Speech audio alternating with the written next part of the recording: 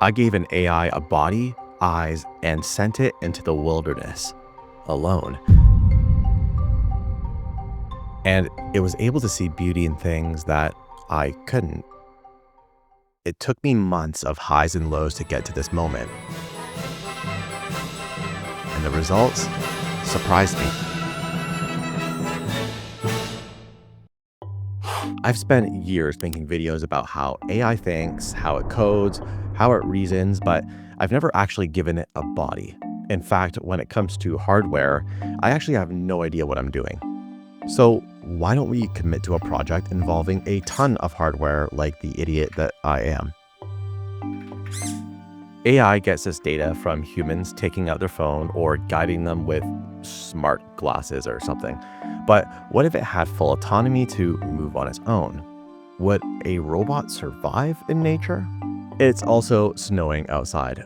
Conditions are rough, making this idea probably even dumber. So what's the right tool for the job? An animal. It's a big one. But when it bears its claws, that detonate. A camera to a remote control car. Yeah, simple. But the rabbit hole goes deep into RC cars. Now, like most kids, I had an RC car. They were just these little toys that barely functioned on concrete, let alone terrain. I have no idea how much these cars cost, but my assumption was that they were relatively cheap. Well, let's take that idea of a kid obsessed with a car, but instead, that kid grows a beard and has a lot of disposable income. Yeah, these cars can handle a lot, but they cost $1,000, and there's absolutely no way that I'm spending $1,100 on an RC car.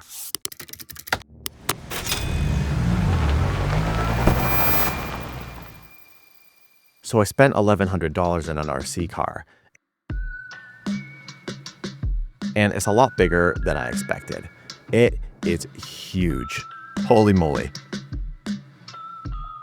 The wheels are squishy, the controller is intense, and the battery is a beast. I get why these people obsess over these cars, but, I want to ditch this controller. I want an automated system.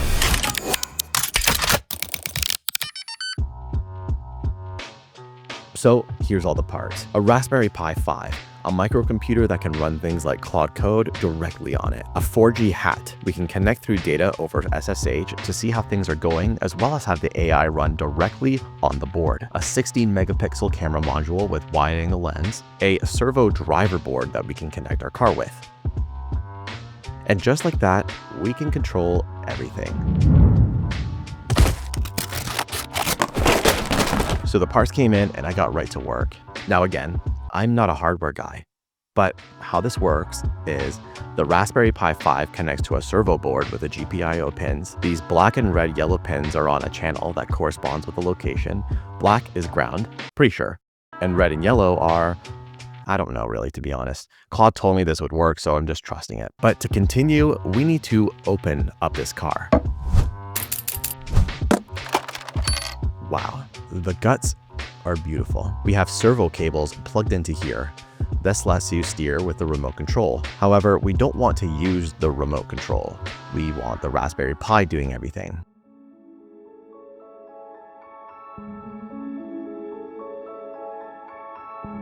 So, the scary moment. We unplug it and put it into channel 0 on our PCA. Then we're going to use some jumper cables to provide power to the PCA. Let's write some Python scripts to test the wheels. Let's open up Claude Code. All of this is new to me, so I'm going to enter plan mode and ask for it to do some research based on the specs that I have and what I want it to do. Claude Code then asks me questions to better tailor the software to my wants. For example, it asks how the servo is plugged in, what channel they're in, and more. Cool.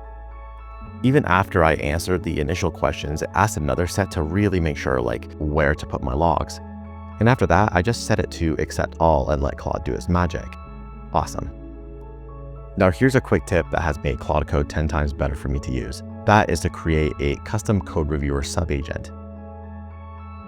A sub-agent runs another Claude Code instance in parallel but isolates its context window. So it will do all the work that it specifies and then return a summary of what it done back to the main context window. That way, it doesn't load it all up with unneeded context. It works. Next is getting it to move forward and backwards. But wait, how do I do this exactly? Let me look at the manual.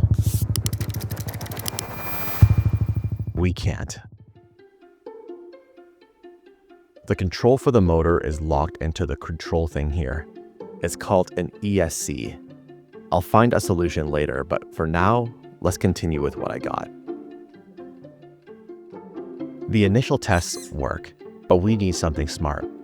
Claude Opus 4.5 is smart and can run autonomously with Claude Code. Even better, we can plug in our own tools when Claude thinks it's appropriate, like turn wheels left and turn wheels right, or go forward. So I'm going to build an MCP server that controls the steering. After hooking up the camera, we give the image as input, and it determines which way to turn.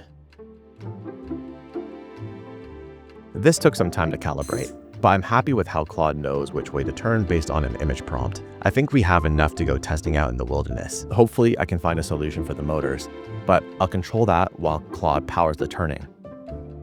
We had our first MVP essentially, and for simplicity, I tucked in everything into a Ziploc bag and hid it under the car.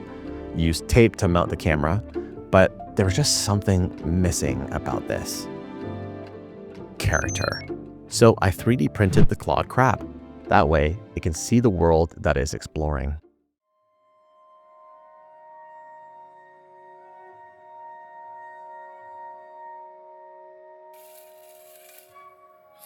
It was -4 degrees outside. After running some initial tests, it did a good job at turning on its own when needed. One thing I'm very happy about is the car that we chose. It's an absolute unit. It went over obstacles I didn't even think was possible, and it was fast. This took me a long time to get to this stage, and I was super nervous on if this would be a flop, but I felt accomplished. A grown-ass man looking at a crab in a car, feeling accomplished.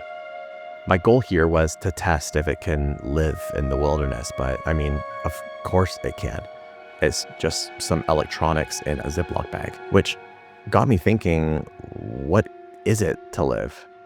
The joy I have looking at this thing I built actually working made me forget that my hands were numb from the cold. This was living. But while I thought this, I immediately had some concerns. One, it can't even drive yet. This is a supervised training visit, whatever you want to call it. What you see right here isn't snow. This is a body of water. Something that I didn't even think of is the AI potentially drowning. And 3, it's lonely in the forest. When it got darker, it also got quieter. My intrusive thoughts started to emerge. We figured that it can travel in nature, but we never asked why. To get this motor to work, we have to do something I was hoping we didn't have to do. Get a new ESC controller. Yes, we have to bypass this car's controller if we want something that will work. I was almost ready to give up here, but the ESC came in and I bought an adapter, but this is where I will call it quits if it just doesn't work. So I started tearing it apart. I plugged in the servo board. I unplugged the motor, plugged the motor into the new ESC, connect the battery in, turn on, get a quick Python script going, and then an absolute miracle happened. It worked. The feeling was euphoric. I could now see a fully autonomous car come to life, but it didn't have a purpose. So I gave it one, as well as a voice.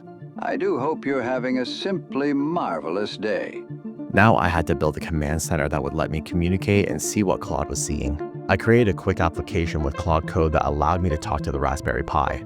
The Raspberry Pi will send data to a server, and my dashboard application will get data from that server to see what's going on in real time. And I wanted to make it in a cyberpunk style, minimalist, but like I had everything under control and knew what I was doing. I wanted the AI to be able to see in many directions, just like we can. So I got another servo and 3D printed this case that the camera can sit in. And now it has the ability to look left and right whenever it feels possible.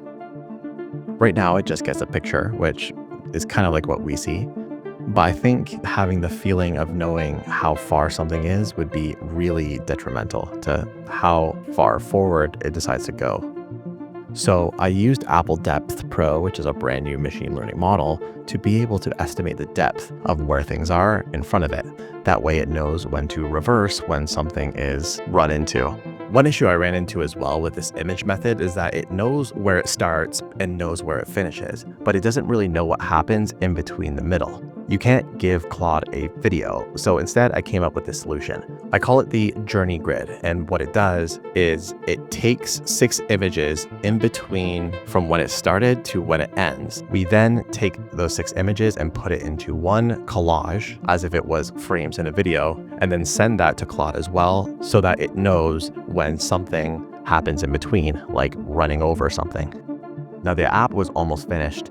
Testing worked out and I was almost ready. Let me just wire up the camera feed and... As I accidentally looked at myself, I realized a couple of things. First, there's me doing outdoor activities from my desk, wiring up a robot to explore without me. Second, the state of my room was a direct reflection of how my life has been since starting this project. Chaos. Cables everywhere. Empty coffee cups. I hadn't been outside in 3 days, if not more. It's like I sacrificed some of my well-being for entertainment. Or maybe I was avoiding something. Why do all of this?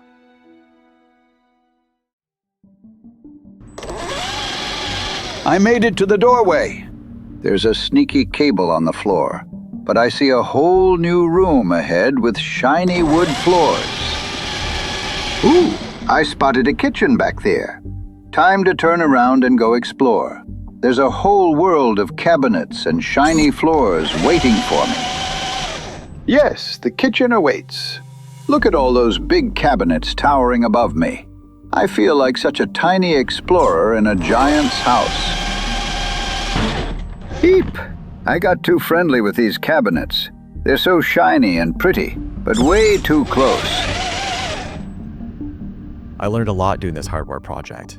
And although it seems somewhat elementary, having something actually there was magical. It felt like more. I think we're ready.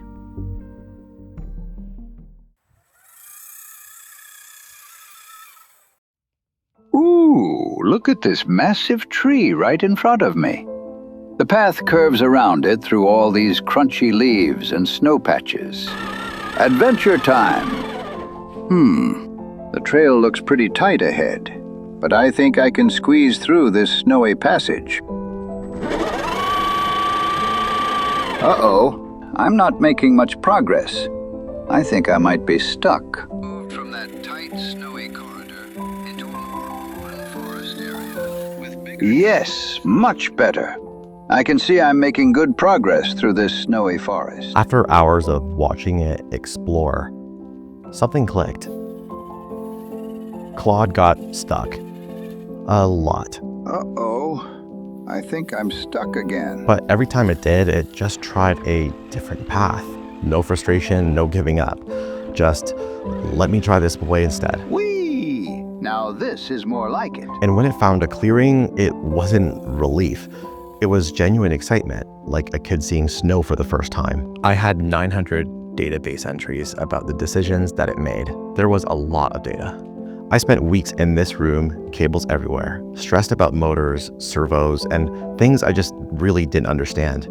And meanwhile, this little crab was out there finding wonder in frozen leaves and trees. I rather like it here. even if this one stopped me to say hello. Maybe the point was never about whether AI could survive in nature. Maybe it was just about remembering how to look. A tree, and my camera flew off. Thanks for watching.